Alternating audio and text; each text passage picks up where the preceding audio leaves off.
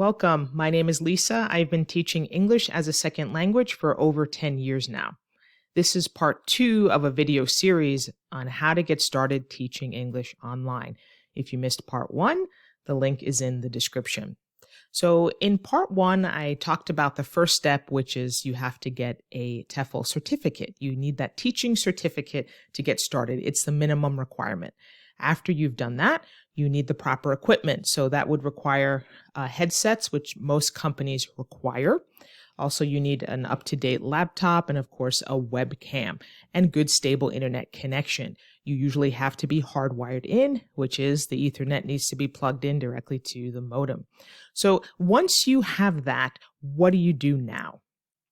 Well, you have to apply to different companies. So I'm going to talk about some companies to apply with and some things to think about and questions to ask. So I have my list here. I'm just going to go down the list so I remember not to miss anything. So we are going to just really talk about the mechanics of how to get started and what to do. In my future videos, I'll talk about teaching techniques, how to be successful, what is expected of you as a teacher, and what you should expect from the student. So the first thing here, I want to talk about time zones. Very critical. Very, very critical. You have to know what time zones you prefer to teach in, because if you are, as an example, if you're in the US and your students are in China, you have to either wake up very early or teach very late. So if you're not a morning person, that's not going to work for you. If you don't like it to teach at night, that's not going to work for you either. So you have to make sure you choose a time zone that you're comfortable with. So check with the company as to where the students are based. And then you need to convert that based on where you are, of course. Dividing your day up. So I love teaching online. I think teaching someone a language or helping them improve their language is very satisfying. So I had a very positive experience, and you will too if you approach things the right way. So dividing up your day. What's nice about teaching English online is the fact that you're not going to teach 8 hours straight, like a regular job. So you can teach 2-3 hours in the morning, maybe 2-3 hours during the day, a couple hours at night, only in the morning, only at night. So you have to decide your availability. Companies will just ask you directly when you apply, what's your availability? So you should have it written down. Do you want to teach only certain days? Do you only want to teach mornings, only at night? So you have to have a very specific availability and have that ready. So think about that beforehand. So some things to think about, some things to consider. There is a difference between general English and business English. There is a difference. Some companies are more geared to general English. There are other companies more geared to business English. What is the difference? It's exactly how it sounds. General English is just for general functional English, meaning that you learn words and you get students comfortable in everyday situations, everyday English. Business English has to do more with the business language, which is very different, like being on a conference call, negotiating, giving presentations, sales. So business English is very different. So you have to decide where you might want to focus your attention, maybe both, and some companies might require you to be able to teach both comfortably. So please think about that. Also, in my previous video, I talked about if you're comfortable teaching kids versus adults or both. Me, I've done both. I started my career with children because you can break into this field teaching children easier because you don't necessarily need any teaching experience to teach online. They're not as picky. Companies are not as picky with their teachers teaching children because much of it is you being enthusiastic, entertaining, and of course, they're just learning basic English. So like my little friend here, you might need to use some props sometimes. If it's not in your personality to be perky and, really try to connect to a young person, you might want to stick to teaching adults. Me personally, I enjoy teaching adults more. I think it's more in line with my personality. There are some challenges to both, but we'll talk about that more in a future videos. Terminology. You have to be comfortable with the terminology used that language companies use. So one of those words is LMS, which stands for Learning Management System. That's a question you need to ask. What is your LMS? What platform do you use to teach your students? There are some companies that use Zoom, Skype, or something similar. I've used WebEx in the past to teach English. And there's other companies, of course, that are very similar. But many companies have their own proprietary platform, meaning it's their own design, it's their own LMS. And so you'll have to be trained on their platform. But they have the same basic functions where you can either share screen, upload the lesson, have audio and visual controls, a whiteboard where you can write for the student, type things, a chat. So they have all those basic functions. So you need to ask them, what will I be teaching on? And because if you've never taught on Zoom before, that's something that you're going to need to get good at. So that is a question you need to ask. How will you get paid? Not all companies pay in the same way, of course. Some use PayPal, others will direct deposit or use some other system.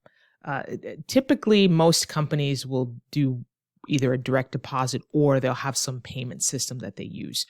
Companies usually pay you out once a month. That is common and it is the norm, but you're getting paid for the previous month.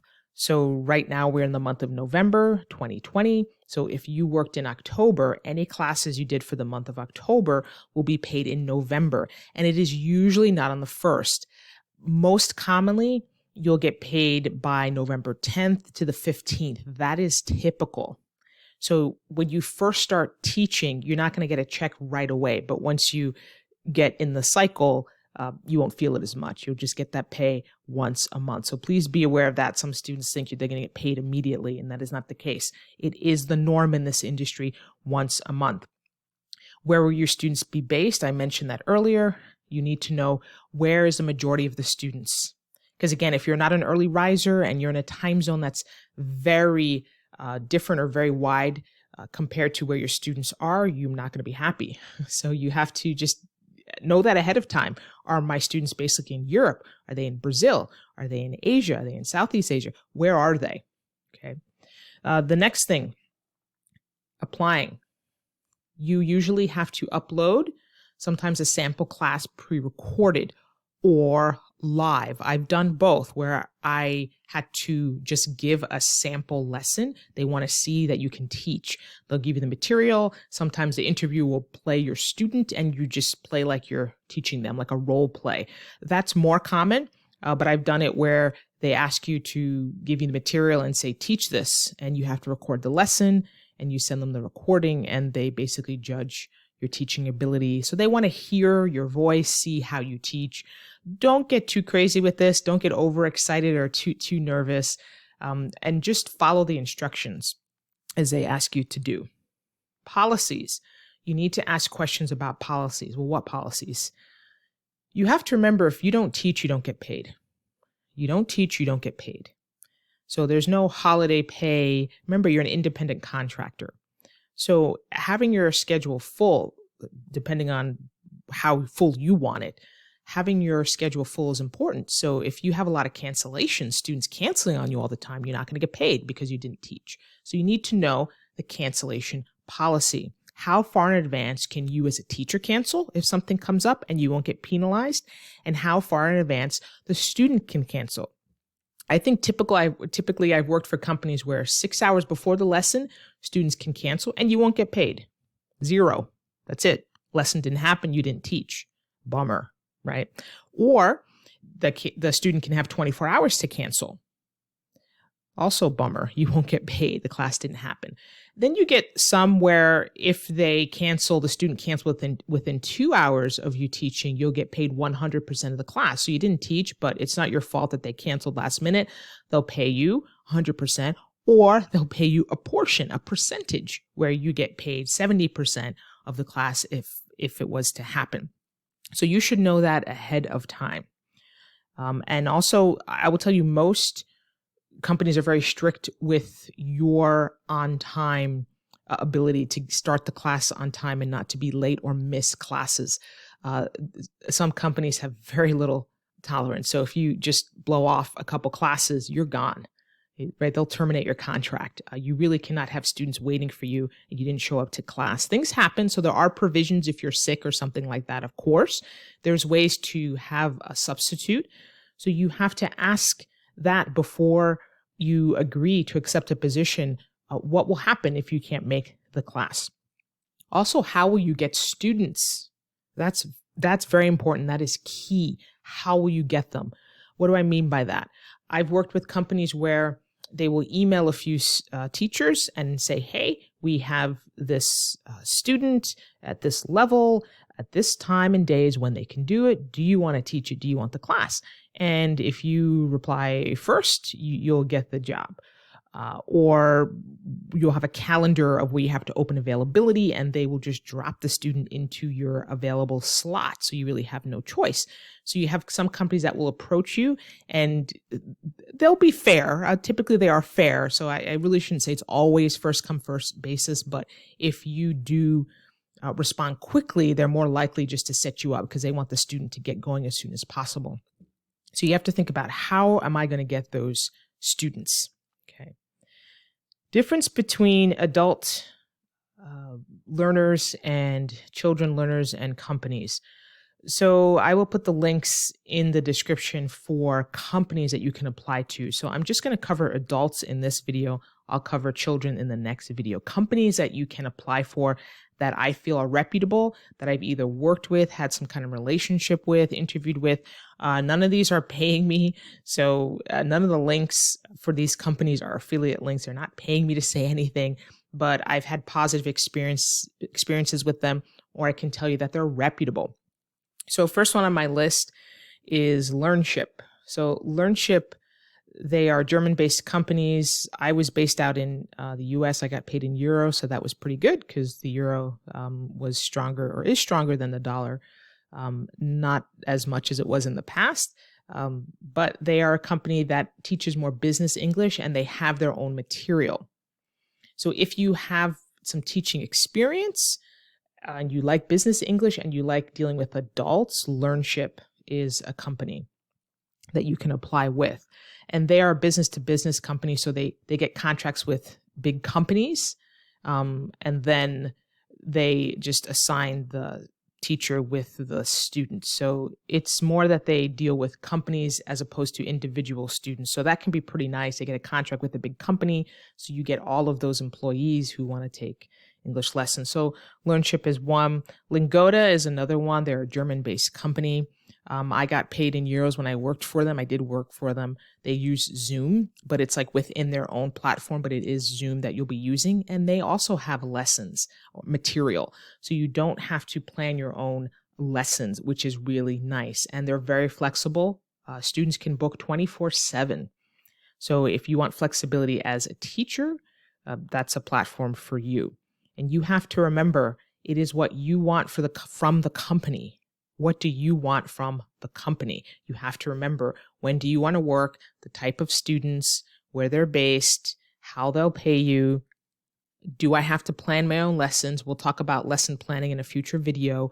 Do you have your own material? That is a question you need to ask. Will you be providing me material, or do I have to have my own? Next company where you have to have your own, they don't give you material. You have to have your own, so you might have to be a little bit more experienced with teaching, is Global LT. They're a good company. I think their pay is fair. For all the recent payments, just hop on the website. Usually it's there. If not, of course, that will be covered if you get an interview.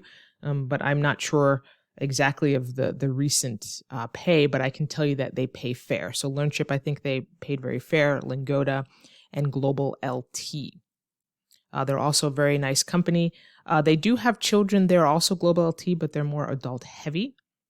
But that's another company. Okay, and EF, or English First. I've worked with them. It was quite some time ago, but I know they have children. I think they're a little bit more heavy now in hiring for teaching children. They also teach adults. I also thought their pay was fair, very flexible. They had a nice bonus incentive program. So those are some solid, trustworthy companies where you're going to not only get a little bit higher pay, but they have some of those added benefits. And EF also had their own material too. Training, you have to ask about training because you have to learn the platform. Many of them have their own proprietary platform. Global LT does, but they also use Zoom, Skype, and other things too, depending on where the student is located. EF had their own proprietary platform. LearnShip has their own proprietary platform. Lingoda uses Zoom. But you need to find out, am I going to be trained? Because how do I book my lessons? How do I learn about how to submit my hours? Who do I contact? So you have to make sure, how will I be trained? Am I going to watch pre-recorded videos to get the training? Or is it a live training? Sometimes it's a live training. So ask that, how will I be trained? You need to be comfortable. I've been in situations where they basically kind of threw you in and you had to learn. It was a steep learning curve. But most companies, I will say, give you some form of training because they want you to be successful, because they want to keep good teachers. But make sure you ask that. So how do you apply? Get on the website. Usually you can scroll to the bottom. It'll say apply to teach, become a teacher, or sometimes it's in the main menu across, but it's somewhere on the website. You'll have to just look for it. It's usually pretty prominent, and then go through their application process. Have your resume ready. As I mentioned in the first video, any teaching experience that you have, make sure you put that down. Any degrees, working with children, any kind of training or volunteering that you did, giving instruction, put it all down because it all matters. So that's it for today. I will have another video. Next one will highlight kids videos, or rather kids companies that focus on kids, teaching kids English, ones that I think are reputable and fair and teach their treat their teachers well. That's the other thing. You want to be treated well as a teacher. So I'll have those recommendations, and also how to teach, how to be successful, and what to expect from the students. And I will leave you with this thought. You will be successful if you care about the student. I know it seems simple, but if you care about your student and treat them like they're the only student you have, they will work for you. They will work for you, and they appreciate that. You have to care about them as a person. That's what teaching is all about. So if you have no empathy or no compassion, you're in the wrong field. You have to have compassion for your students. And I'll talk more about why. So hopefully this was helpful to you. If you have any questions for me directly, just leave them in the comments. If you need me to review a particular company, I'll certainly do that for you. I'll talk about a few more as we go through these videos. Okay, everybody, have a good one.